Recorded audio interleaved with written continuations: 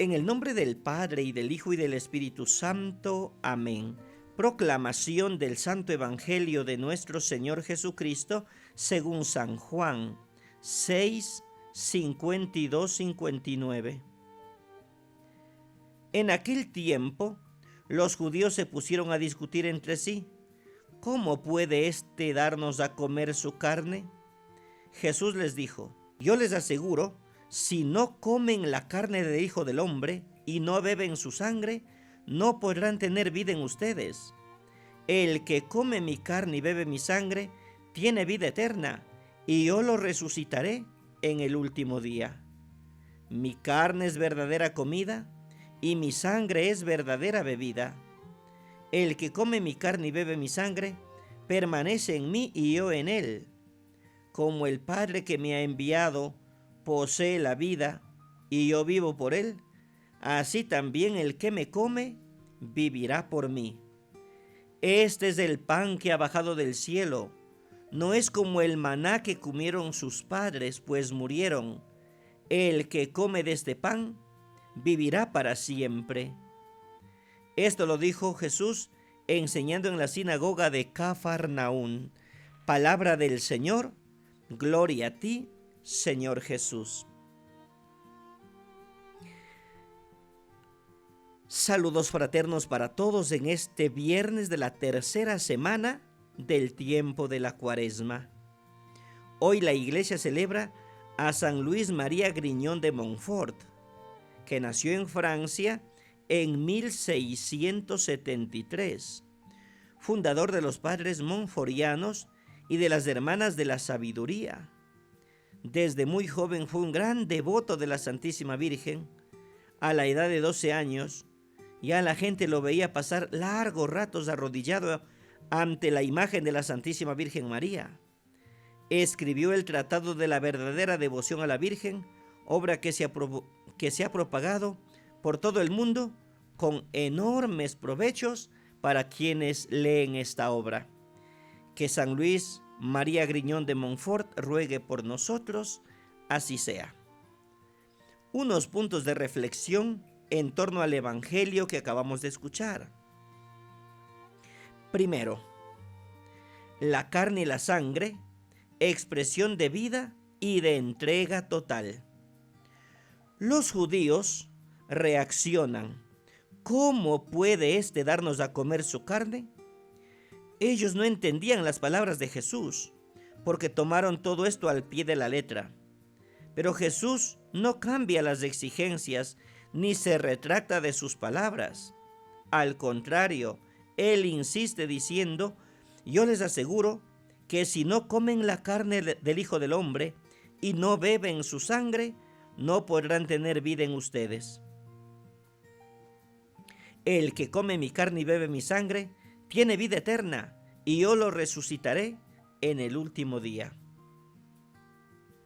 Mi carne es verdadera comida y mi sangre es verdadera bebida. El que come mi carne y bebe mi sangre permanece en mí y yo en él. Segundo, quien me come vivirá por mí, dice el Señor. Las últimas frases son de gran profundidad y tratan de resumir todo lo que se dijo. Evocan la dimensión mística que envuelve toda la participación en la Eucaristía. Dice San Pablo en su carta a los Gálatas: ya no vivo yo, es Cristo quien vive en mí. Es lo que dice el Apocalipsis de San Juan también. Si uno oye y me abre la puerta, entraré en su casa y comeremos juntos. Apocalipsis 3:20. Juan mismo dice en el Evangelio: si alguien me ama, guardará en mi palabra, y mi Padre lo amará, y los dos vendremos y haremos morada en él. Juan 14:23.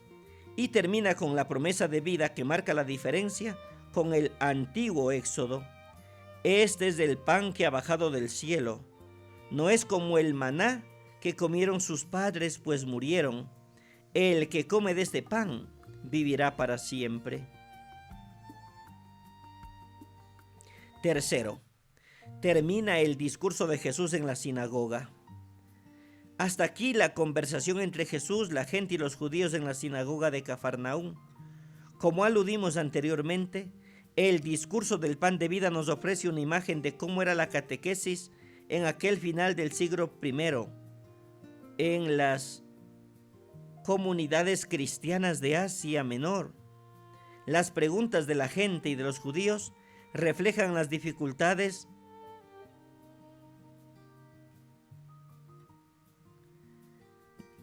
y las respuestas de Jesús representan las aclaraciones para ayudarlos a superar las dificultades, a profundizar en su fe y a vivir más intensamente la Eucaristía, que se celebraba sobre todo en las noches del sábado o el domingo, el día del Señor. Cuarto espacio.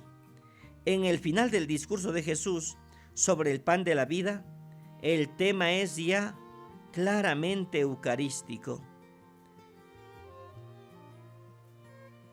Antes se hablaba de la fe, de ver y creer en el Evangelio de Dios.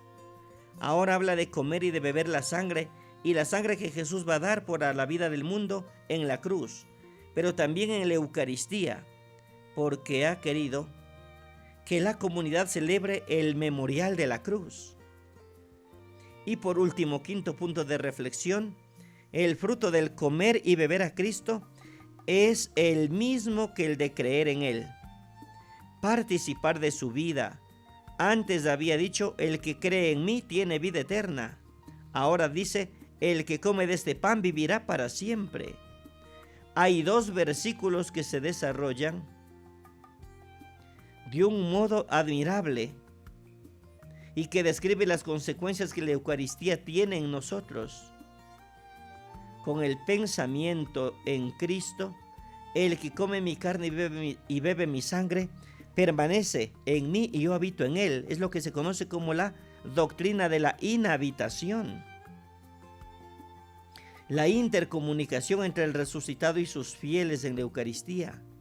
Y añade una comparación que no nos hubiera atrevido nosotros a afirmar. El Padre que vive me ha enviado, y yo vivo para el Padre del mismo modo que el que me come vivirá por mí. La unión de Cristo con su significado, con todo este ámbito misterioso, vital y profundo, porque así quiere Cristo que sea lo de los que lo reciben y lo comen. No dice que vivirá por mí, sino vivirá por mí, como luego dirá que los sarmientos viven si permanecen unidos a la vid, que es el mismo Cristo. Por eso, con espíritu de fe y esperanza, le pedimos al Señor que nos ayude a realizar esta palabra que la hemos escuchado. En el nombre del Padre, y del Hijo, y del Espíritu Santo. Amén. Abundantes bendiciones. Pasen bien.